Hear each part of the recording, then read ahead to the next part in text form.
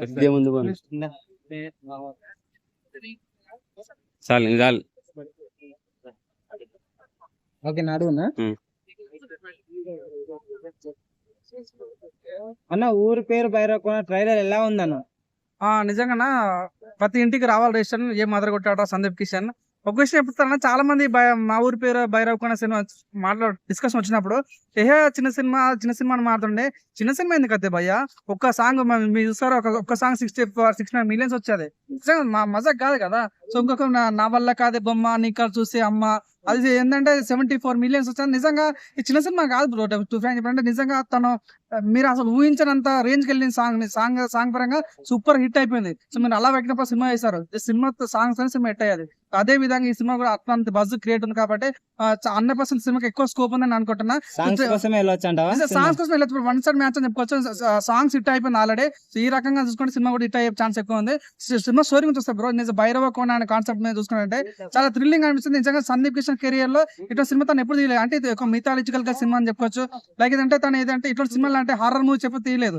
ఇది horror genre లో వస్తున్న మూవీ. లైక్ ఒక డైలాగ్ ఉంటాను, చేతి కత్తిన రక్తాన్ని కడిగినంత సింపుల్ గా నీ పాపాలను కడుక్కుందాం అనుకుంటున్నాం వారని డైలాగ్ గానీ. సో నిజంగా ప్రతి షాట్ కూడా అంటే చాలా బాగా చూపించారు.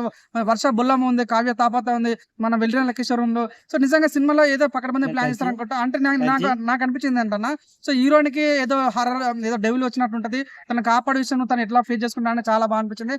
ఈసారి కొత్త జోనర్ లో మన నిజంగా సందీప్ కిషన్ కనిపించింది 100%. ఈ సినిమా స్టోరీ చాలా బాగుంది, డైరెక్షన్ చాలా బాగుంది. సో హీరోయిన్ కూడా చాలా అద్భుతమైన పర్ఫార్మెన్స్ ఉంది కాబట్టి 100% సాంగ్స్ కోసం సినిమాకి అయితే వెళ్ళొచ్చు. మీరు మీ గుండె మీద చెప్తున్నా, నిజంగా సినిమా చాలా బాగుంది. మీరు ఈజీగా వెళ్ళొచ్చు. మనం పెట్టే ప్రతి పైసా కూడా నిజంగా వర్తా అని చెప్పుకోవచ్చు. అంటే ఎన్ని కోట్లు కలెక్ట్ చేయొచ్చు అనుకుంటున్నా? 100% 200 crores క్రాస్ అవుతాను అని అనుకుంటాను. 100% 200 crores క్రాస్ అవుతుంది. ఇప్పట్లో నేను చూసిన హర్రర్ మూవీస్ చాలా తక్కువ అయిపోయినాయి రాంగ.